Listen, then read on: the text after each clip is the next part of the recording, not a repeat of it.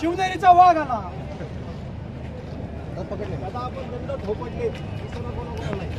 हा दंड हा धर्माविरुद्धचा धर्माचा दंड आहे. हा सत्याविरुद्ध सत्याचा दंड आहे. हा माझ्या संघर्षाचा दंड आहे. हा माझ्या गोरगरीब जनतेचा दंड आहे. मी माझ्या सर्वसामान्यांच्या डोळ्याचं म्हणजे अश्रू पुसायचं काम गेल्या 20 वर्ष झाले. मला मागच्या वेळेला कुठेही डाव करून पाडण्यात आलं आणि या कुठेही डावाला हा दंडाचं उत्तर दिलेलं आहे. माझं कुणाला आव्हान नाही, पण झालेला विजयाचा हा मापदंड, हा विजय स्तंभ म्हणून आजच्या दिवसाला दंड कसे थोपटले परत दाखवा. दंड थोपटले कसे थोडं मागवा ना, थोडं मागवा. अरे बच्चा बच्चा कहता है अरे कौन आला रे कौन आला. शिवसेनेचा वाघ आला. हे दंड कुणाविरुद्ध आपण थोपटलेला आहे. हा विजयाचा दंड, हा सर्वसामान्य माणसाच्या विश्वासाचा दंड आहे. हा कुणाच्या विरोधाचा दंड नाही. या महाराष्ट्राच्या मुकुटावर जर कुठला झेंडा फडकेल तो झेंडा फडकेल माझ्या शिवनेरीचा, माझ्या किल्ले शिवनेरीचा, माझ्या छत्रपती शिवरायांचा. छत्रपती महाराज की जय. याच्याबद्दल काय सांगाल. जुन्नर तालुक्यातील तमाम जनतेचे, मायबाप जनतेचे आम्ही मनापासून आभार व्यक्त करतो. या ऋणातून आम्ही कधीच मुक्त होऊ शकत नाही. दादांवर जे जनतेने प्रेम दाखवले, आमच्याबद्दल ज्या काही गोष्टी झाल्या, आमच्या गाडीवर दगडफेक असेल, दादांचे काही डमी उमेदवार असेल, डमी व्हिडिओ असेल, पण याला जनतेने उत्तर दिले आणि चोख उत्तर दिले सगळ्यांना. आम्ही जे जीव काढून सांगत होतो पहिल्यापासून की दादा महाविकास आघाडीचे उमेदवार झालं पाहिजे, ही आमची शोकांतिकाने खंत राहिली. ऐकलं नाही काही लोकांनी. ठीक आहे, असू द्या, पण आज जनतेने जे भरभरून दादांना प्रेम दिले, जो आशीर्वाद दिलाय, हे कधी आम्ही विसरू शकत नाही.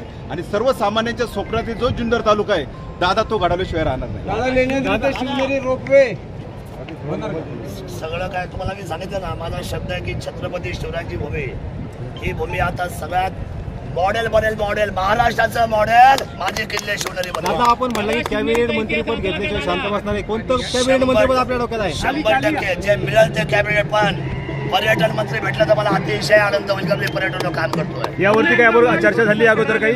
नाही, माझा विजय आता झाला तर अधिकच काय चर्चा झाली. दादा आपला विजय आपल्या जवळपास झालेला आहे. कॅमेरा मागे. पत्रकाराला जाऊ दे ना, तुम्ही काय ना. दादा खऱ्या अर्थानं आपला विजय आता झालेला आहे. आपल्याला या संदर्भात कोणाकडनं फोन किंवा वरिष्ठ पातळीवर काय संपर्क झालाय का. संपर्क दोन्ही पक्षाकडून झाले आहेत, दोन्ही आघाडीकडून झालेत. परंतु माझं सरळ आणि साधं सोपं म्हणणं आहे, जर 195 जुन्नर विधानसभा किल्ले शिवनेरी शिवजन्मभूमी या ठिकाणी जर या महाराष्ट्राच्या पटलावर तर तुम्ही संवेदनशील समजत असाल आणि महाराष्ट्र राज्याच्या प्रत्येक असलेल्या मंत्रिमंडळाचा छत्रपती शिवरायांचा आशीर्वाद तुम्ही जर घेत असाल तर ह्या वेळेला 75-80 वर्षांतर आता आम्ही शांत बसणार नाही. किल्ले शिवनेरी शिवजन्मभूमीला कॅबिनेट मंत्रिपदाची शपथ पहिली आणि मग बाकीच्या मंत्र्यांची शपथ. हा माझा शब्द आपल्या सर्वांना आहे. सर्वसामान्य जनता, मायबाप ज्यांनी मला खरं तर या सगळ्या संघर्षात साथ दिली. सगळे मोठमोठे लोक एका साईडला गेले, सगळे नेते मंडळी एका साईडला गेली, परंतु माझी जनता बरोबर माझ्याबरोबर थांबली. दादा बाळासाहेब दांगट आणि सूरज वाजगे यांचं या निवडणुकीमध्ये एक मोठं योगदान राहिलं. लिक्सेट टर्निंग पॉईंट राहिलेला आहे. बाळासाहेब दांगटांनी पक्षाने केलेली कारवाई सुद्धा त्यांनी त्याचा विचार केला नाही. ते म्हटले जुन्नर तालुका सुरक्षित माणसाच्या हातात पाहिजे. जो माणूस सर्वसामान्याचा आदरवड आहे त्या माणसाच्या हातात जुन्नर पाहिजे. म्हणून त्यांनी सरळपणे निर्णय घेतला. सुरेश भाऊसाहेब शेवटच्या क्षणापर्यंत म्हणत होते की शरद सोनवणे योग्य उमेदवार आहे, दुसरा कुठलाही उमेदवार टिकणार नाही आणि त्यांना उमेदवारी द्या. पण ऐकलं नाही. त्यांच्या मनात खंत राहिली. शेवटी त्यांनी ती खंत व्यक्त केली आणि तिथून जे बाहेर पडले त्या विजयाच्या मिरवणुकीमध्ये ते उभे आहेत. याचाच अर्थ असा आहे की निर्णयावरचे लोक चुकवतात, खालच्या लोकांचं ऐकत नाही. हा खालच्या लोकांचा विजय आहे आणि मी त्यांच्या चरणावर वारंवार नतमस्तक आहे. दादा जो निर्णय झाला तो योग्य झाला असं वाटत नाही. बघा, हा जर शरद अपयश झाला असतं मग काय केलं असतं आपण. ह्या जडतडच्या गोष्टी आहेत. पण हा अन्याय सहन करायचा, सगळ्या वाईट गोष्टीला तोंड द्यायचं. बरं कसं असतं, हल्ली चांगल्याचा बोलबाला कमी, वाईटाचा बोलबाला जास्त आहे. वाईटामध्ये जर आम्ही वाहून गेलो असतो तर आमच्या आयुष्याच्या चिंतड झाले असतं, आमच्या इज्जतीच्या चिंतड झाले असतं. त्या मतदारसंघाचा फोटो मतदारसंघ गेला असता. त्यामुळे या जडतड होण्यापेक्षा आज जनतेने जो विश्वास दाखवलाय तो कमालीचा विश्वास आहे. माझा आयुष्यभर मी त्यांच्यासमोर नतमस्तक आहे. मागच्या वेळेला जो पराभव केला कुटील नीतीने त्या पराभवाला उत्तर मला या जनतेने दिलं. मी धन्यवाद व्यक्त करतो. दादा, खऱ्या अर्थानं आज व्हिडिओ व्हायरल झाल्यानंतर आपल्या मतात फरक पडेल असं होतं, परंतु महिलांनी मोठा उत्स्फूर्त प्रतिसाद आपल्याला दिलेला आहे. प्रत्येक महिलेच्या घरामध्ये 2 घासाचा तुकडा खाल्ला मी आयुष्यभर. प्रत्येकाला चांगल्या नजरेने पाहिले आयुष्यभर. कुणाशी वाईट नजर केली नाही. वाईट नजर त्यांची होती ज्यांनी आयुष्यभर वाईट विचार केला. आमच्या ते रक्तात नाही. छत्रपतीचा DNA आमच्या रक्तात आहे. आम्ही ते काम करतो. आम्ही सर्वांना समोर ठेवून करतो.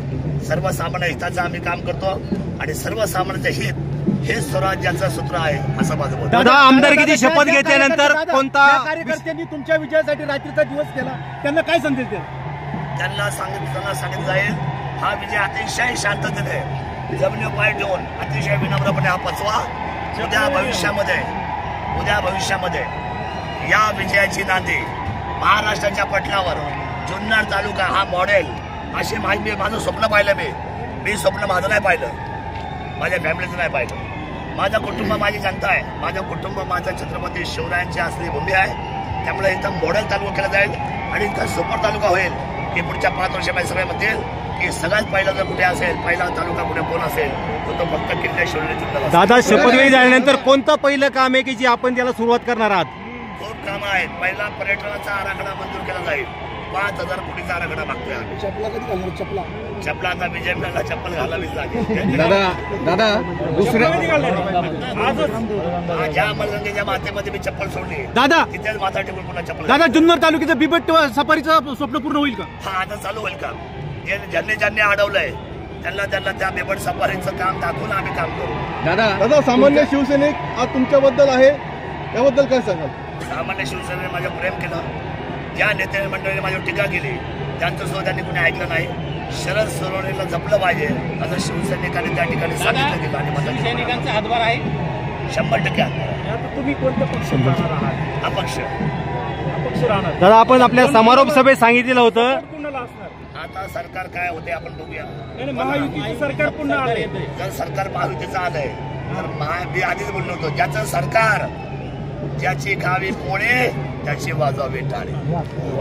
दादा, आपण समारोप सभेत सांगितलेलं होतं की जो काही निर्णय घ्यायचा आहे मी अपक्ष आहे ना, माझा सपोर्ट राहणारच आहे ना. मी मागच्या मंत्रीचा होतो, माझा सपोर्ट राहिलाच ना. जनतेसमोर निर्णय घेणार तुम्ही डिक्लेअर केलं होतं असतोच ना. दादा, तुमचा महायुती सरकारला जाणारच ना. दादा, आपण समारोप सभेत सांगितलं एकनाथ शिंदे मी अपक्ष आहे. लोकांनी मला मॅग्नेट दिलेलं आहे. मी कुठल्या पक्षात विलीन होत नाही. तुम्ही काळजी करू नका. जनतेसमोर तुम्ही सांगितलं होतं दादा, 100% मला विकास कामं करायचे ना. मला विचार आहे. जनतेसमोर तुम्ही सांगितलं होतं की सर्वसामान्य जनतेला विचारून निर्णय घेतला जाईल कोणत्या पक्षात जायचं. आपण कुठे गेलो कुणाकडे जात नाही.